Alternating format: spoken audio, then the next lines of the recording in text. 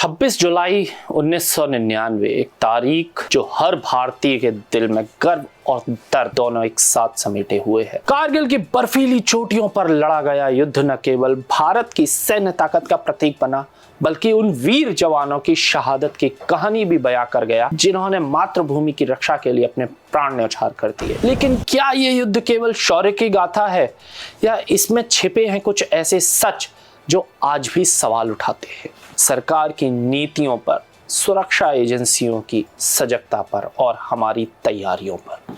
आज कारगिल विजय दिवस की 26वीं वर्षगांठ पर हम लेकर आए हैं एक विशेष पेशकश #ट्रेंडिंग में, जिसमें हम खोलेंगे कारगिल युद्ध के हर पन्ने को, शहीदों की वीरता से लेकर उन गलतियों तक जिन्होंने इस युद्ध को और कठिन बना दिया था।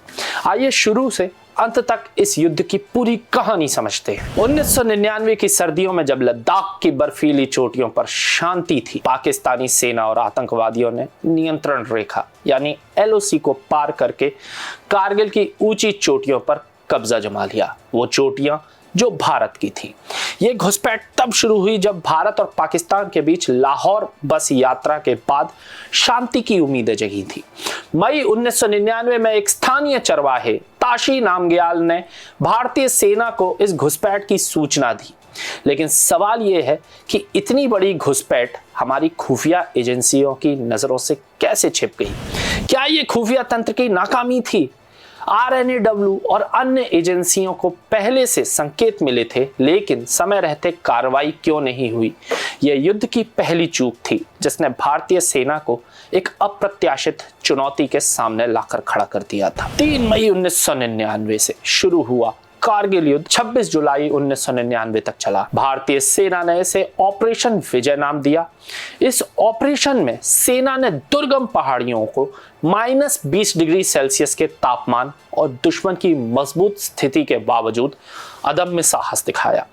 टाइगर हिल, तोलोलिंग, द्रास और कुक्करथांग जैसी चोटियों को वापस लेने के लिए सैनिकों ने असंभव को संभव बनाया। लेकिन इस जीत की कीमत भारी थी। 527 अफसर शहीद हुए, 1383 घायल हुए और कई परिवार अपने प्रियजनों को खो बैठे। यह युद्ध केवल सैन्य रणनीति का प्रदर्शन नहीं था, बल्कि उन जवानों की कहानी थी जिन्होंने अपने खून से भारत की सरहदों को सुरक्षित किया। कारगिल युद्ध के नायकों की कहानियां आज भी हर भारतीय को प्रेरित करती हैं। Captain Vikram Batra, 13 Jammu and Kashmir rifles, जिन्हें मरणोपरांत परमवीर चक्र से सम्मानित किया गया। उन्होंने पॉइंट 4875 पर कब्जा करते हुए अपने प्राण त्याग दिए। उनका नारा ये दिल मांगे मोर आज भी युवाओं में जोश भरता है। लेफ्टिनेंट मनोज पांडे 1/11 गोरखा राइफल्स ने खालूबार की चोटी पर दुश्मन के बंकरों को नष्ट करते हुए शहादत दी।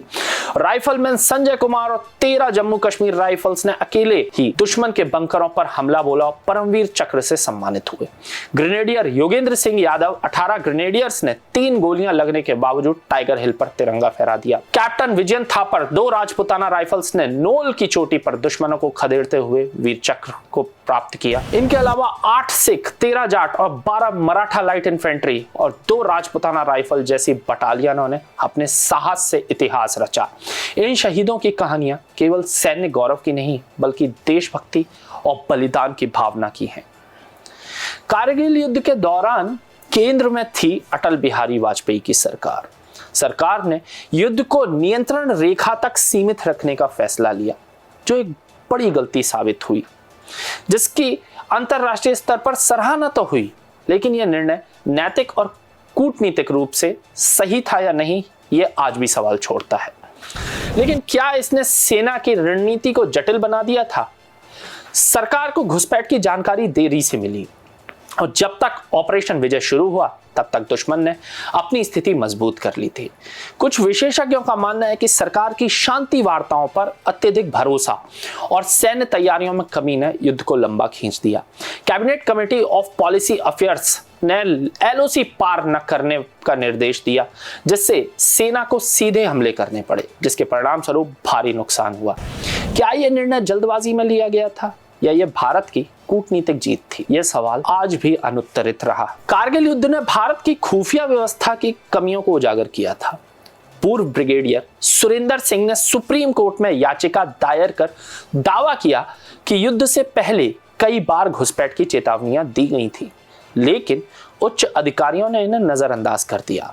रॉ और मिलिट्री इंटेलिजेंस ने संकेतों को गंभीरता से नहीं लिया, जिसके कारण सेना को अप्रत्याशित स्थिति का सामना करना पड़ा।